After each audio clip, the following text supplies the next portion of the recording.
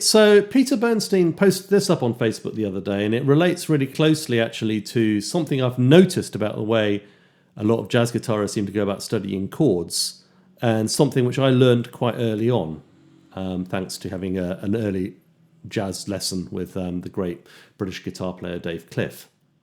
And what Pete says is this: I hear many guitar players talking about drop 2 voicings, etc.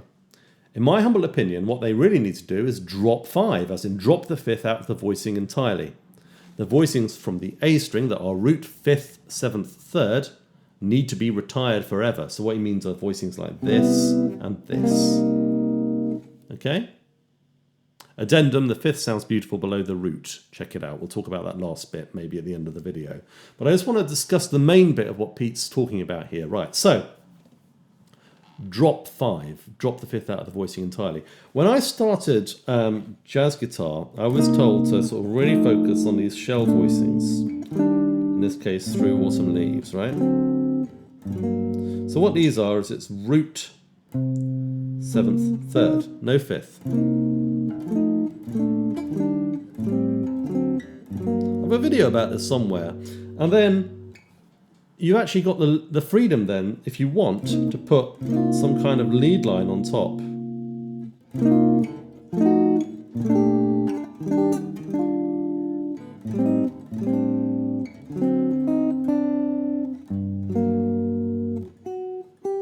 Yeah? So Peter is the master of this. So, I mean, he'll play things like,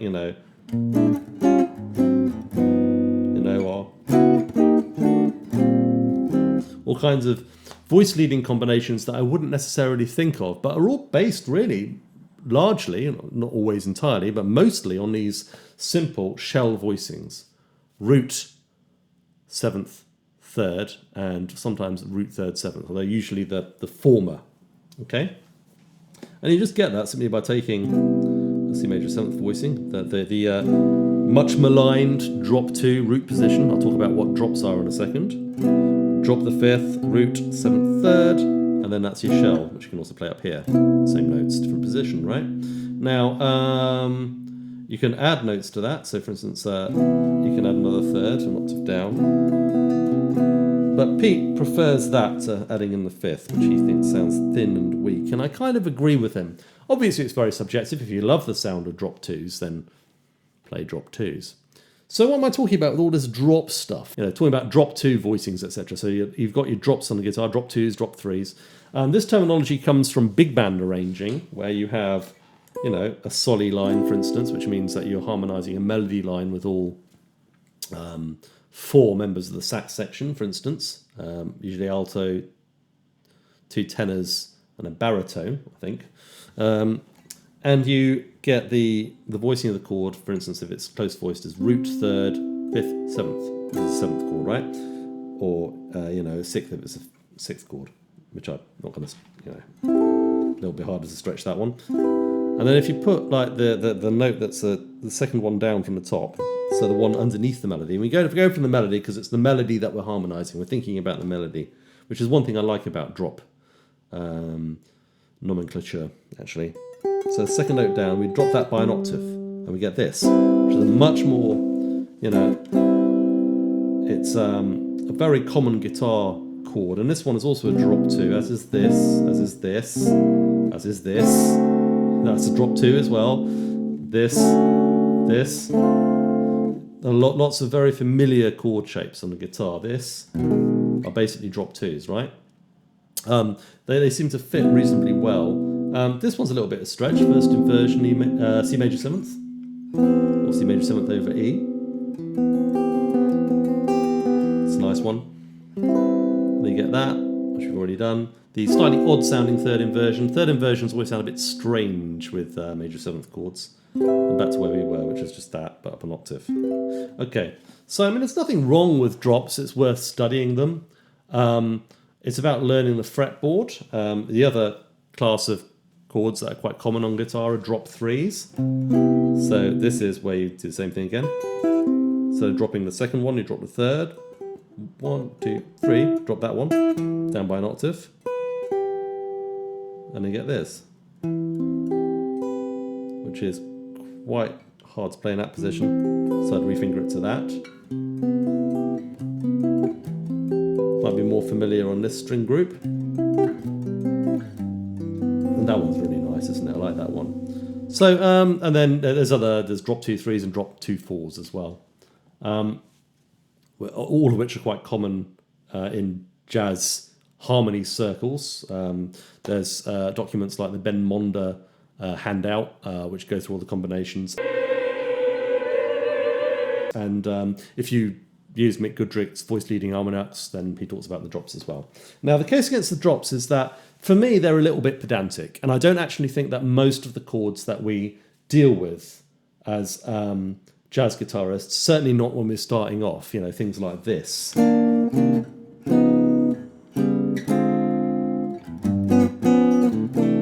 voicings which Peter Bernstein still plays all the time, by the way, and Mike Marino and people like that. These voicings they don't really fall into that category. Very often they've got an extra note in. Quite often they're based on shell voicings, although not always. So, for instance, minor 11th, C minor 11th, it's got that shell voicing in the bottom, 11th on top. So you can, as I say, you can add notes on top of the shells and make them more interesting from a voice leading perspective. And there's a lot of that in your standard meat and potatoes jazz grips. There's other things as well, like this doesn't these sus chords. This version dominant chord is a 7 flat 9, for instance, don't really fit into that category. There's voicings where we miss out the 3rd. So this is a shell on the bottom of the root and 7th, but then we have the 9th, the flat 9th in this case, and the natural 13th, making it a 13 flat 9 chord emit 3. So that's another thing you can do. Or this is a 13th chord with no 3rd, for instance. That's one with a 3rd. Different sound. This one's more kind of like pointy, and this one's kind of more relaxed. This could also work for a sus chord as well, right? Because there's no 3rd or 4th in it. So it's ambiguous in that respect. These are all basic grips, and you don't learn them in a sort of, now I'm going to crunch every combination of these 4 notes on the neck sort of way. What you do is you kind of just pick them up. At least that's how I've done it. And you can look at guitarists, you can go to guitar lessons, you can jam with other players and go, oh, that's a nice voicing, what's that? And, collect them. And it's something I made a video about once, don't be a theorist, be a collector. I think that's a really good idea, actually. I don't think there's anything wrong with, all this kind of hardcore fretboard mapping. So next one. It's not that one. It's this one. I mean, that's a nice voicing, right?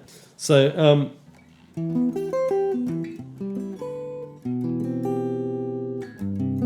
that's one of the ones that Peter likes there.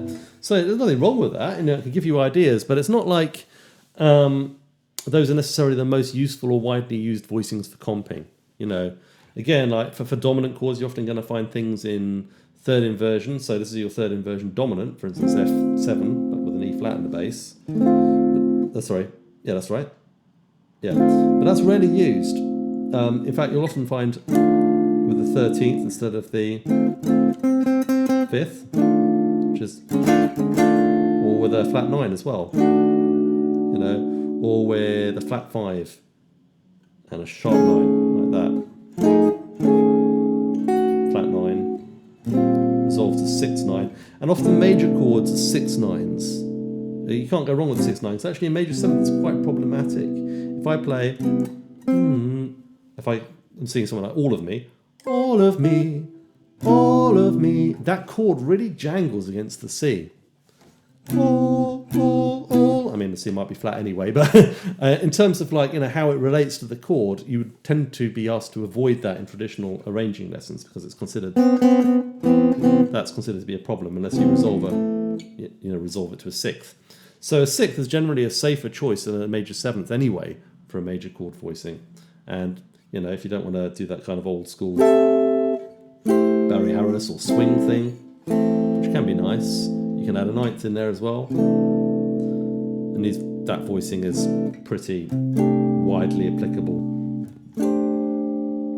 So, I mean, the drop 2s aren't useless, obviously, and some of our voicings are indeed drop 2 voicings, but particularly if you're playing like chord melody stuff.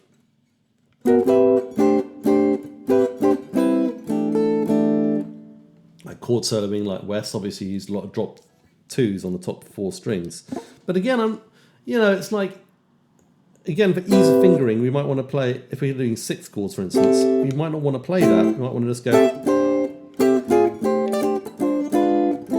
unless we got like sort of Pasquale Grasso fingers, So it's kind of, I feel like, drops and things are kind of like the real theoretical side of guitar, fretboard, or jazz harmony in general. But like a lot of the grips that we learn are actually like they're real world grips. It's the reality of it, is more messy. Music is more messy in general, right? Also, from a point of view of register, I find this kind of chord really annoying when a guitarist accompanies me with it. So I'm sort of playing sort of major 7th sort of lines.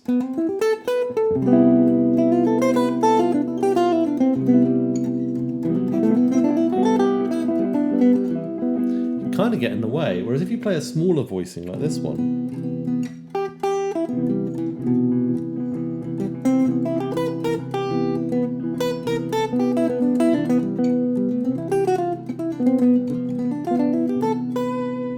just kind of what I'm playing, it just kind of fits with it a lot better. And actually, you can go really skeletal when accompanying another guitarist. So, for instance, if I play like, and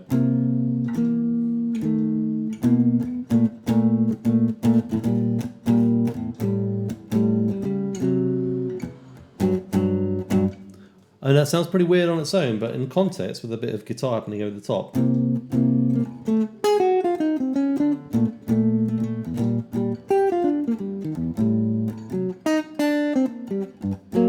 It's really useful just for accompanying yourself as well. So those are even shellier shells, here root 7th, 3rd and 7th, or root and 7th, or root and 6th. I could also play 5th and could play the 5th if I want, 5th and 3rd there, or root 3rd, root 7th, 3rd and 7th, root 7th, right? So even shellier shells than my shells could be a good idea if you're accompanying another guitarist, or if you just want to slot some voicings behind what you're playing. So anyway, I hope you find that useful, just for a bit of context. I'm not saying that the jazz police will come for you if you play that chord, but perhaps the message to take away from this video is like it's good to exercise a bit of, discernment in what chords you're playing. So this might not be the right sound, and think about how you could have different sounds that might fulfill the same role, and then becoming intimate with the way they sound and listening carefully to who you're accompanying and making sure that you're playing voicings that support what they're doing. Obviously, that's a bit of a lifetime's journey. I can't think of anyone better at it in the world than Mr. Peter Bernstein. So check out his comping if you haven't. But I hope you find that information useful and perhaps gives you a different context for all of this stuff. Anyway, thanks for watching.